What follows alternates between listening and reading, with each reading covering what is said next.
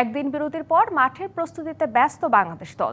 ছুটি কাটিয়ে ফিটনেস সেশনে যোগ দিয়েছেন টি-20 অধিনায়ক লিটন দাস। ফিটনেস টেস্টের পরদিন বিশ্রামে থাকার পর আজ মিরপুর স্টেডিয়ামে ফিটনেস সেশনে ব্যস্ত সময় পার করেছেন টাইগাররা। ছুটি কাটিয়ে দলের সাথে যোগ দিয়েছেন লিটন দাস। যদিও প্রথম দিন বাকি ক্রিকেটারদের সাথে মানিয়ে নিতে বেশ কষ্ট হয়েছে টি-20 অধিনায়কের। এখনো প্রস্তুতি শুরু করেনি তাহিদ হৃদয়। চিকিৎসার জন্য লন্ডনে আছেন ডানহাতি এই ব্যাটার। তীব্র গরমের মাঝে ভিন্ন ভিন্ন কৌশলে লিটন মিরাজরা সেরেছেন প্রস্তুতি। উপস্থিত ছিলেন স্ট্রেংথ অ্যান্ড কন্ডিশন কোচ স্ন্যান কেলি। কেলির নির্দেশনা না মানলে শাস্তি পেতে হয়েছে ক্রিকেটারদের।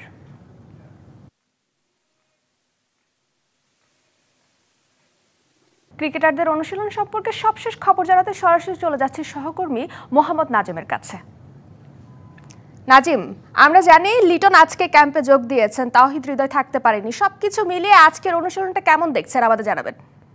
সকাল থেকে কিন্তু আপনার ফিটনেস সেশন হয়ে গেছে, সকাল 8টা থেকে শুরু হওয়ার কথা, এবং সেখানে কিন্তু প্রথমেই ক্রিকেটাররা এসে জিমে সময় কাটিয়েছেন এবং পরবর্তীতে কিন্তু তারা 8:45-এর দিকেই তখন থেকে কিন্তু আপনার ফিটনেস সেশনের মূল কাজটা শুরু হয়েছে। নাথান কেলির অধীনে আসলে ভিন্ন কিছুই দেখা যাচ্ছে। আপনার আগে আমরা যখন দেখতাম যে ইয়ো টেস্ট কিংবা বিপ টেস্টের মাধ্যমে ক্রিকেটারদের ফিটনেস যাচাই করা হতো, সেখানে কিন্তু এখন থেকে আপনার রানিংয়ের মাধ্যমেই কিন্তু আসলে ফিটনেস টেস্ট আর কি করা হয়েছে, এবং কিছুদিন আগে ফিটনেস টেস্ট করা হয়েছে এবং আজকে থেকে আবার ফিটনেস সেশন শুরু হলো, কালকেও চলবে। তো এই জায়গাটাতে আসলে ক্রিকেটারদের ফিটনেস কোন অবস্থায় আছে এবং কোন কোন জায়গায় আসলে উন্নতিটা দরকার সেই জায়গাগুলো আসলে দেখে নেওয়া হচ্ছে। এবং ফিটনেস ট্রেনার যিনি আছেন, মানে strength and conditioning coach Nathan কেলি, বেশ কয়েকজন আপনার কথাও বলেছেন আমাদের সাথে, তখন তিনি কিন্তু জানিয়েছিলেন সেটা হচ্ছে যে আসলে ফিটনেস টেস্টের মধ্যে কিন্তু আপনার পাস মার্ক করাটা আসলে তেমন একটা মুখ্য না, তবে সেখানে আসলে ক্রিকেটারদের কোন অবস্থানে আছেন এবং কি কি জায়গায় আসলে উন্নতি দরকার সেটা আসলে সবচেয়ে বেশি গুরুত্ব দেওয়া হচ্ছে।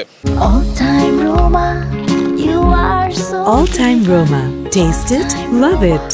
তো সেই জায়গাটাতে আপনার স্ট্রেংথ অ্যান্ড কন্ডিশনিং কোচ আরও বেশি জোর দিয়েছেন, এবং কালকে কিন্তু আর শেষ সেশন হবে ফিটনেস সেশনের জন্য। তো সেই জায়গাটাতে আসলে প্রথম গুরুত্বটা থাকবে আসলে যে ক্রিকেটাররা আছেন তাদেরকে আরও বেশি কন্ডিশনের সাথে মানিয়ে নেওয়ার জন্য যে একটা সময় থাকবে। কিংবা আরেকটা জিনিস যদি জানিয়ে রাখি সেটা হচ্ছে আপনার প্রি সিজনের সময় কিন্তু বাংলাদেশে আসলে ফিটনেস টেস্ট কিংবা ফিটনেসের যে সেশনগুলো হয় সেটা কিন্তু আসলে সময় পাওয়া যায় না খুব একটা বেশি। এশিয়া কাপের আগে বাংলাদেশ কিন্তু একটা লম্বা সময় পেয়েছে, তো সেই সময়টা আসলে কাজে লাগানোর জন্যই কিন্তু এই সময়টা আপনার ফিটনেস টেস্ট করা হচ্ছে কিংবা পাশাপাশি স্কিল ট্রেনিং করা হচ্ছে।